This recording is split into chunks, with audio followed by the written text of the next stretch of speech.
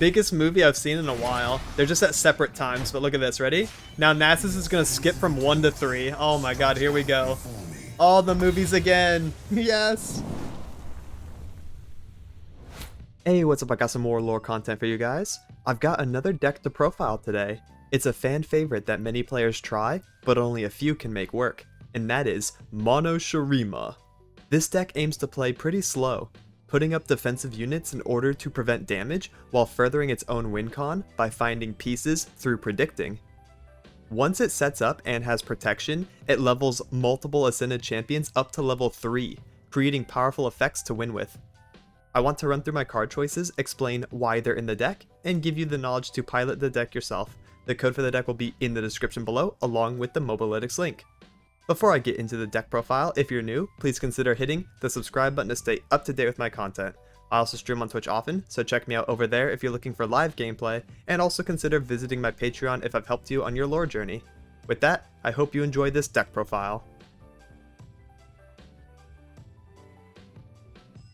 And before I get into the list specifically, a little bit of background between me and Sundisk. This deck is actually one of my favorite decks to play, especially casually. It's also one of my best performing videos on YouTube ever, so I definitely think I helped pioneer early iterations of Sundisk back when it came out, and I'm really excited to show my updated list today. I've always been an advocate of playing Ascended champions in Sundisk the way it was intended, which is through Ascended's Rise, and pulling all the God champions up to level 3 at the same time. That way you get a really big movie and the opponent has to watch like 2.5 minutes worth of animations, and I think that's just a hilarious and fantastic play fantasy to actually go for. So keeping that in mind, this is the deck that I have built to do so. It wants to play super defensively and reactively, putting out 2, maybe even sometimes 3 of the Ascended champions. Since we are in Standard, we lost Xerath, so we play the other 3 and try to pull them up with Ascended's Rise all in one go. However, there are some backup ways to level Renekton naturally, because he is actually pretty okay to level, and Azir levels naturally pretty easily. Nasus, a lot harder to play around, so he's usually going to be pulled up with the Ascended's Rise. So getting into the list specifically, the main thing we want to do is look for combo pieces. So we basically play this like it's Exodia from Yu-Gi-Oh, where we're just looking for the pieces and we're drawing a whole bunch, and then we try to win once we have everything set up. So we have triple Ancient Preparation, which is a predict landmark. Predict shows you 3 cards from your deck, you pick one, puts it on top, and also Countdown 2 summons a unit. Now this is nice because this helps naturally level Azir, because in a lot of game states we're going to need to do that to get the Ascendeds going, and then also just have a little bit of safety to not have to arise the Azir up. So we can level him naturally by putting out a landmark and unit 2 for 1 deal, right? Because that's 2 points for Azir level, and that's really nice, especially since he got buffed recently. Next we have the 1 Sundisk. Start of game, summon 1 of me from your deck if it's all Shuriman, so we have to play Mono Shurima. We're not allowed to even put a singular non-Shuriman card in the deck, otherwise we won't get the Buried Sundisk effect off. So this is completely a Shurima deck, 40 Shurima cards. Okay, countdown 25, restore the Sundisk. When an Ascended ally levels, advance me 9 rounds. The way this normally maths out is by turn 8, if you level 2 Ascended champions, it will count down Buried Sundisk to 0. If you level 3 Ascended champions, you obviously count down 9, 18, 27, so it doesn't really matter what it's currently at. As long as you hit all 3, it will pop immediately. But yeah, for 2 of them, you have to be on turn 8. Now, this also gets cheated a little bit by Rock Bear Shepherd, which I'll explain later. But yeah, that's basically what's going on, is we're going to be leveling our champions and then advancing the Buried Sundisk down to 0. We want to do that because when it hits 0, it says draw 1 of each of your Ascended allies, so you get to draw 1 of each champion from your deck as long as you still have those. For the rest of your games, your level 2 Ascended allies are now level 3, and that comes with a lot of powerful effects. Azir level 3, Renekton level 3, and Nasus level 3 are all pretty game winning on their own, but when you stack them together, it's pretty much impossible for the opponent to play through. Moving on, we have Forsaken Bakai, another predict unit, really nice at just trying to find our pieces and is an early blocker for aggressive strategies. Aspiring Chronomancer, the exact same thing. Nice body, 2/2/3, also predict, makes the deck a little bit more consistent, finds the pieces that we're looking for. Rock Hopper, this is another 2 for 1 deal where we get to level Azir a bit faster because we're playing a unit plus a landmark. Also, the landmark makes it pretty uncomfortable for the opponent to play certain cards. Like, they won't want to play Norra on turn 2 if you develop Rockhopper first. So that's really nice. We can slow down some opponent strategies, make it uncomfortable for them to play, and also give their unit vulnerable. That's nice because we can actually use Renekton to try to level him naturally by pulling things that are vulnerable and getting his strikes off. Speaking of which, we have 2 Ruthless Predator, give an ally 2-0 and an enemy vulnerable this round. This also helps at naturally leveling Renekton, which we can do sometimes. Soothsayer. This is a really important defensive tool. 2 mana 1/4. When I'm summoned, grant allied champions and landmarks spell shield. Now this is really important, not just for our champions to protect them from vengeance and other types of removal, but also for protecting our Sun Disc, because she gives the landmark itself spell shield. This makes it to where it doesn't die to Scorched Earth, or more importantly, Aftershock, which is a very prominent P and Z card in the meta right now, so you actually want to play this pretty early versus P and Z, maybe some control Noxus strategies as well. Otherwise, you can actually hold Soothsayer for a couple turns and play her once you have a couple champions out, and then you can ascend its rise with a lot more safety. Next, we have our first champion, Azir. When allies attack, summon a Sand Soldier, and that's cool because it can help level him up faster.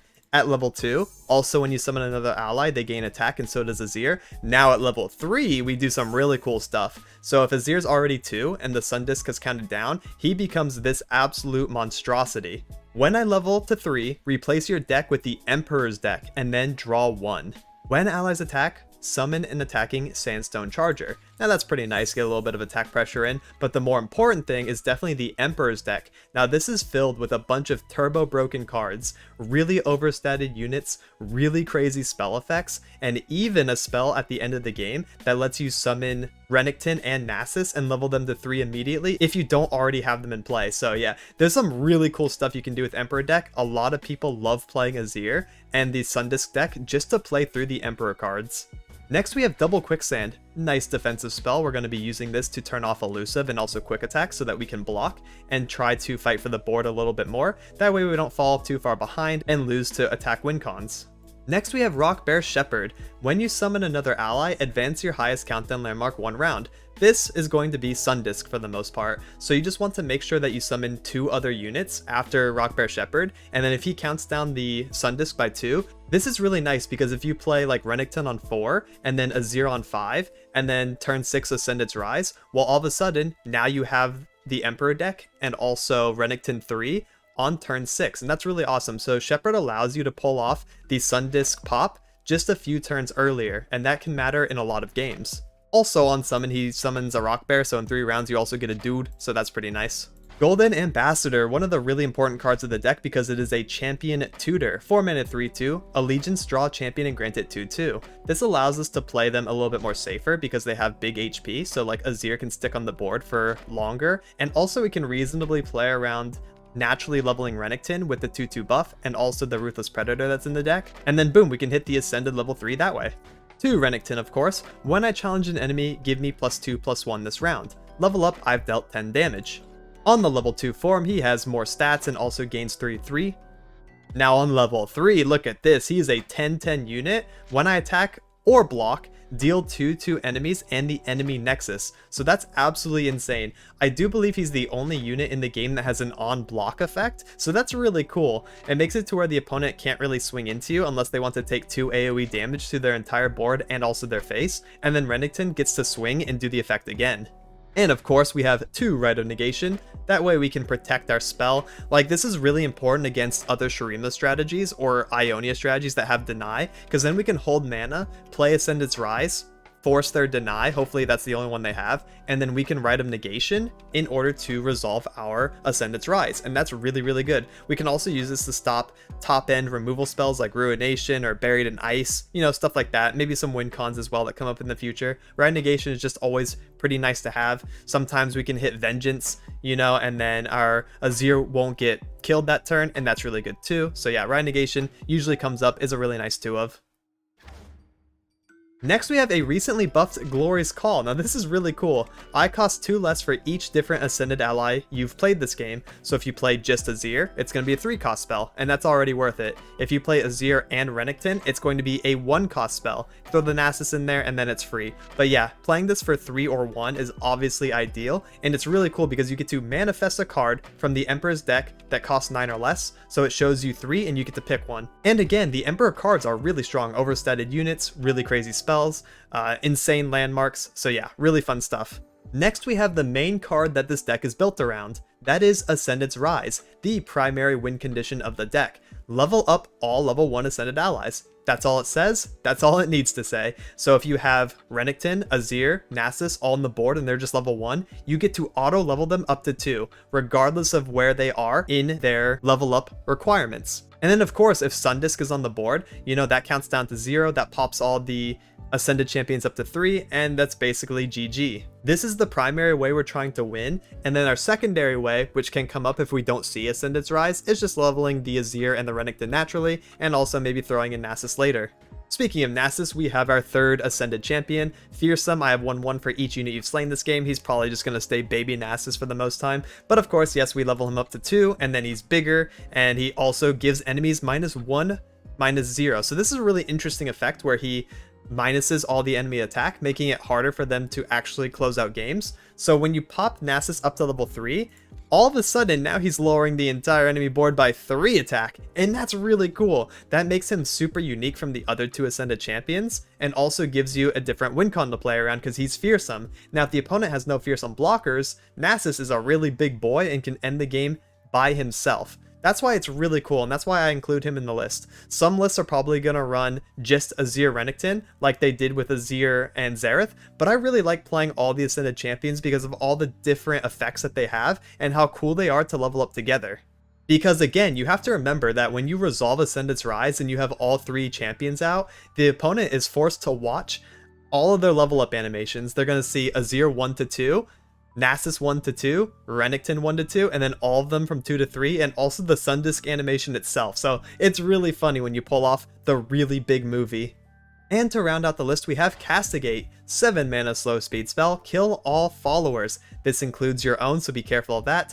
It does not kill any champions at all. Your champions will be fine, but the enemy champions will also be fine, so you have to use this in very specific scenarios where the opponent has set up a lot of followers and not really a lot of champions, and also you're not losing too much, but it does come up. It's a pretty nice big AoE removal, especially if you're just sitting on your Ascended champions and you really need to rise them, but you're also like getting pressured, you know, and the opponent is trying to win the game. You can just Castigate, kill everything, and then Ascended's Rise the following turn.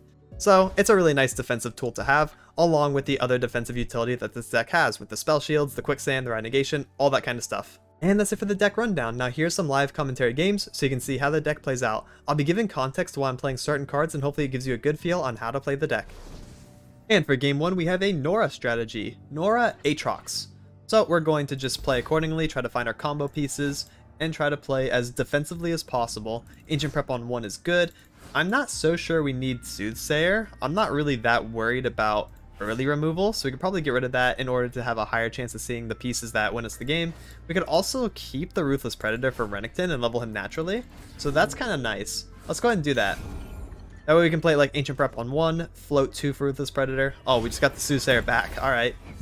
I guess we're keeping her. Quicksand. Quicksand's super good into Norra. That much I do know. Ancient Prep. Could hit the Ambassador or the Call. Both good. Probably the Ambassador though. We want to make sure we see our champions as soon as possible, and also our Ascendant's Rise. I'm not going to Soothsayer here. We're going to float 2 for our Ruthless Pred. We can Soothsayer next turn maybe. We also have Quicksand for Norra. Oh, hello Grandfather Fae. Yeah, because we're going to get a blocker, so we could like Quicksand the Norra pretty easy next turn if they played her this turn. But it is a Grandfather. Hello. Okay, I'm liking Chronomancer and floating 3. Feels really good. Continue finding our pieces. We have Ruthless Predator, Castigate, Chrono. I'm down to skip. We don't really need double Ruthless unless I want to level the Renekton right now, which I guess I could do. In this timeline, Not gonna have enough mana to do both Ruthless Spreads, but like we can just naturally level Renekton really easy with this hand. Yep. This is fine. We can double block and then go after the grandfather with Renekton. Don't touch it. Yeah, this looks good.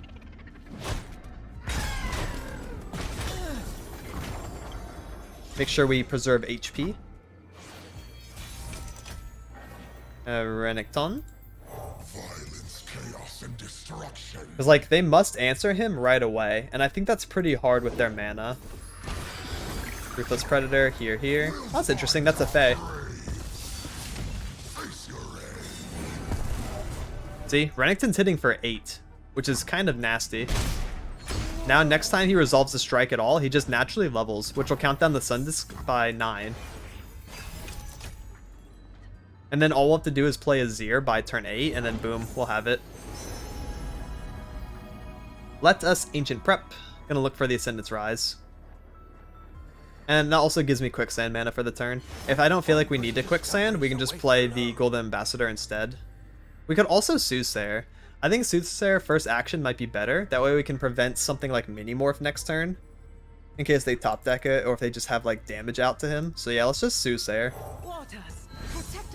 Karma Spell Shield's really nice, because he gets to keep it once he levels. And then we have a little bit of safety on the Buried Sundisk in case something weird would happen to it. I can't really imagine what that would be, but that's pretty nice. Then we can Ancient Prep. Look for something. Nasus. Yeah. We can just grab the Nasus. That way we're on a bunch of champs. But we kind of entered a pseudo lockdown where they actually can't even attack. If they attack, we'll just Quicksand with Renekton. I think they're going to try, though. And this is going to be... Oh, never mind. I thought they were going to try. That'd be a pretty big misplay. Oh, a Rockbear Shepherd. That's really good for them. Alright, let's Golden Ambassador first, right? Kind of fine to do. We could honestly just open, though. Kill the Rockbear Shepherd right away. Yeah, and then we have it. We also have a movie coming up very shortly, if we just play out. And for game 2, we have Zombie Sion. So last game was all about Renekton, and showing that the deck doesn't sacrifice too much to reasonably play around naturally leveling him and using him as a pressure tool. This game, we're going to get a movie, trust.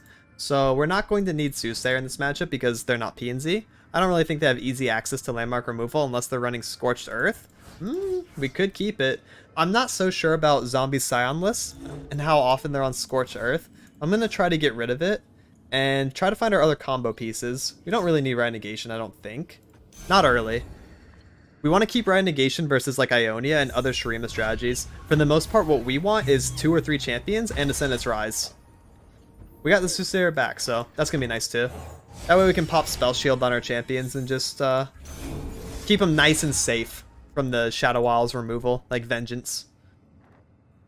So we're going to go ahead and get our free damage in on turn 1. Honestly, early game damage can add up as well, since we can play around like a Renekton 3 or Nasus 3 Wincon pretty easily. Brave Physician, discard, Lost Soul. Alright. I don't think I'm Soothsayering right now. So I'm just going to go ahead and pass and float too. Floating mana is really good for us in general. That way we have Quicksand mana, Riot Negation mana later, all kinds of good stuff. Just the flexibility is nice. Let's open attack. Threaten the 2-2. They did not take the trade. We can Soothsayer now, because now we're burning mana. We just do Ambassador into 5-6 setup into Ascendant's Rise 7 or 8. That sounds pretty good. Because we're not on Rockbear Shepherd, we can't even fully ascend until level 8 right now. Chronicler, yeah, more Undyings. Yeah. We just need to play defensive. We'll be fine. Ambassador. Renekton. 2-2. I'm down to take that. I could block with the 1-4, but it's fine. We're just gonna take and keep our HP up right now. Renekton. I don't have Riot Negation in hand. They have 6 mana for Vengeance, so I have to Ambassador again. Alright, we're on the 2 brothers.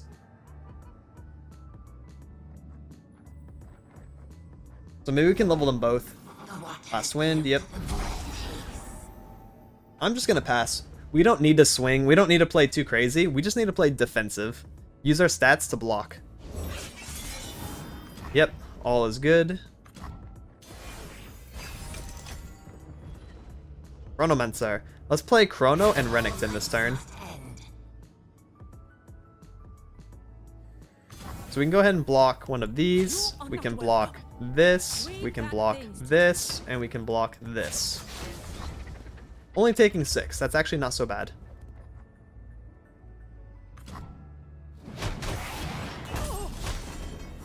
And our Nasus is actually getting bigger. Chronomancer. Azir. When we look ahead, we know how to prepare.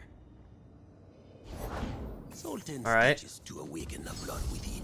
Renekton. Where I go, carnage follows. Yep. So Vengeance is going to be like the biggest annoyance. I wish I was on Ride Negation in hand instead of triple Ascendance Rise. Like if one of these was Ride Negation, then I could do Azir and then stop Vengeance, and then we could do Ascendance Rise next turn, but oof, it's a bit tricky now. I think we Azir anyways, and see if they just play Sion. If they don't Vengeance, we can Ascendance Rise now, and we'll pop Sundisk next round start on their turn. And that's really nice, because then we'll have Renekton 3 on defense turn. And remember, he has an on-block effect, so that puts us in a good spot anyways. Last wind. Yeah, I guess we just have to send it. Hope they don't have Vengeance. Do not interrupt the movie. Yay, they got their popcorn out for the movie. Let's go. This is part 1. Part 2 is going to happen round start.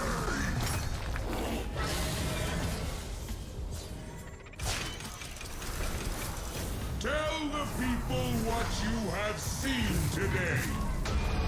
Yeah, the cinematics are going to have a little bit of an intermission because Sundisk is at 1 now, so we need to wait for that to flip. No worries though, it's coming. Glimpse Beyond, looking for more cards.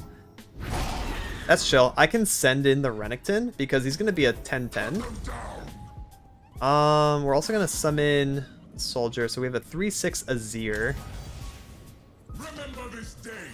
I think it's a lot easier for them to kill a 3-6 Azir though, so let's just send in the Renekton. Ah. Nice. In Shurima's name. Alright. Now the movie's coming. This is part 2. Position, draw more units. Probably looking for Sion, right? Alright, here we go. More popcorn. They're loving this.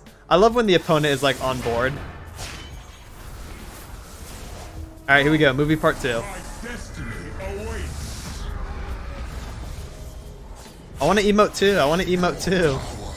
More bloodshed. There we go.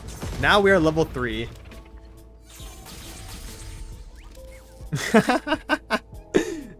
This is a good time. This is both of us just having a grand old time.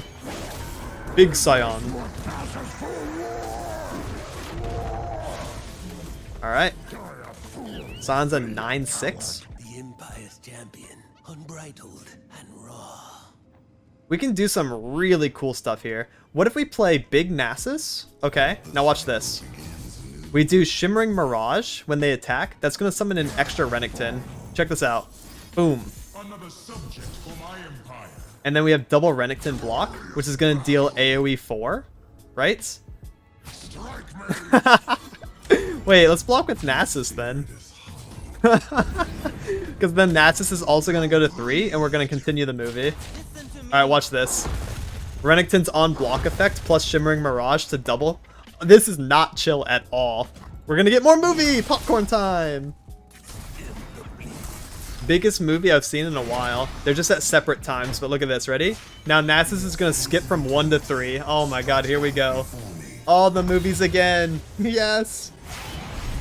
The Sundisk rises and the cycle is complete.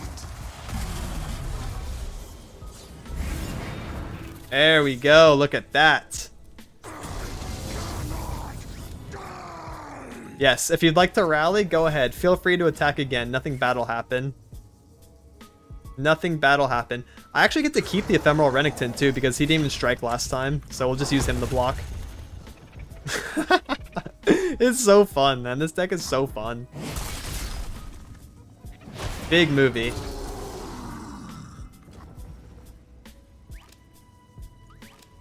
That was the homiest homie I've ever played against. And for game 3, we have Gnar Swain. A little bit more of a controlled strategy. Soothsayer is way more important because this deck can run Scorched Earth very easily. I should honestly keep both Soothsayers in case they're on double Scorched Earth, but if we do that, I think we might fall too far behind. So let's just go ahead and keep Ancient Prep, Soothsayer. I don't think we need Quicksand early in this matchup, so we're just going to mulligan it, try to draw into it. Shepherd's nice. Shepherd is pretty good here. So we can do Ancient Prep into Soothsayer into Shepherd. And then we can start playing out other stuff. Shepherd will count down the Sun Disc, make it faster. So that's really cool. In case we naturally level Azir by then, and then also Renekton be in a great spot. Glorious Call's fine. It's either that or skip, but I'm kind of fine with sitting on Glorious Call. Soothsayer, first action. That way no Scorched Earth on my Sun Disc. In case you were thinking about being anti-fun, nice try. No Scorched Earth here. And then we can Shepherd it up. We have a champion, nice. Baby Nasus. Bulwark. Ah. They're probably pretty heavy on Avalanche then. They got Avalanche, Fracture, Ice Shard. Stuff like that is what this means. Maybe also like Transfusion or something, but I think Transfusion got rotated. Maybe it didn't. Oh yeah, Fervor target too. That's really good. That is insane. Look at that. Look at that. Wow, best Fervor target I've ever seen. My Rockbear Shepherd just died on summon. That was so not chill. Rock Hopper. That way we can deter Gnar from coming down on turn 4.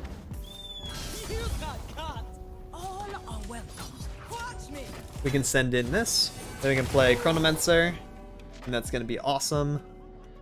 Try to find more oh, we're on double Glorious Call. That's interesting. We might be able to dig into Emperor's deck and just win through those. Honestly, that's not even a bad play. In case we can't get to movie, Glorious Call is pretty nice to just lean on. Alright, looks good.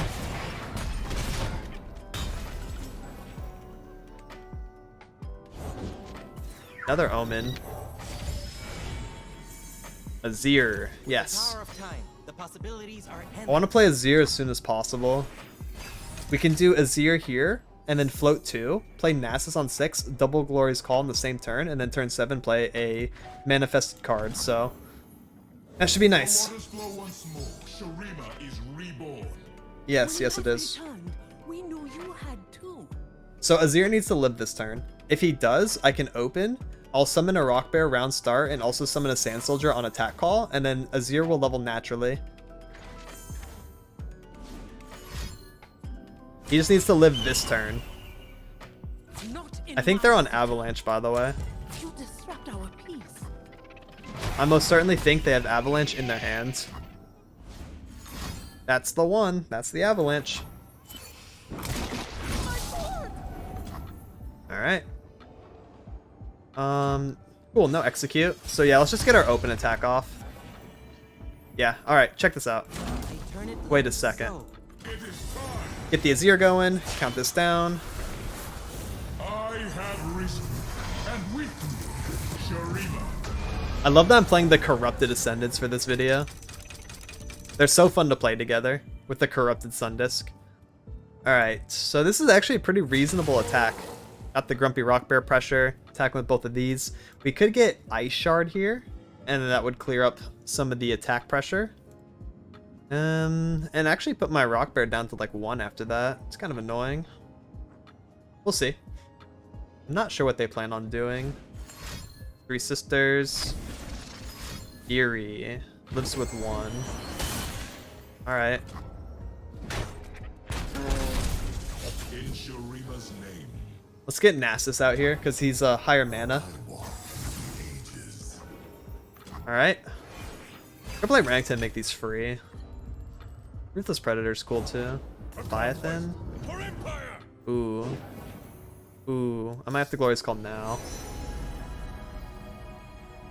Obliterate a follower, draw 1. How is this balanced? How is that balanced at all? Goodbye, Leviathan. So we're going to Renekton as well, since we have the mana to play this. Say goodbye to your boat. Oh my goodness. Boom, and it's a draw 1. Just dig into the Emperor's deck real quick. Obliterate that. That's kind of rough. I actually think I'm a little cringe for this. Just a little bit. Fervor. That's a pretty mad Fervor. Pretty angry. Another Nasus. Glorious Call number 2. Obliterate a follower. Obliterate 3 of my choice, or a dude. I'm going into turn 8, so I think I'd rather just obliterate another follower in case they're on second Leviathan at some point. These kind of suck. I don't think I need Sandstorm, especially since I can't play it next turn. I think this is probably fine. So let's Ruthless Predator this and that. Renekton's gonna die though. But he has Overwhelm. I should just be pressuring lethal here. Right? Pressuring lethal is kind of important. I don't need to do a movie. We can also obliterate it during the combat and have the Overwhelm strike directly. Make sure we attack with Nasus on the right so that gets a buff. Double Crumbling Sands. Maybe I'm cringe. But it's a pretty interesting way to play. And a pretty interesting way to win the game too. Look at that. Alright. Let's go. I'm glad I was able to showcase 3 different ways of playing the deck and achieving victories. The first game was all about Renekton and just using him for pressure. The second one was movie upon movie upon movie. And then the third game was digging into the Emperor's deck and just putting up pressure, which is kind of cool. With how much is going on behind the scenes of making this deck work, I hope I was able to provide some context so that you can understand it a little bit better and what cards and plays to go for during the different games.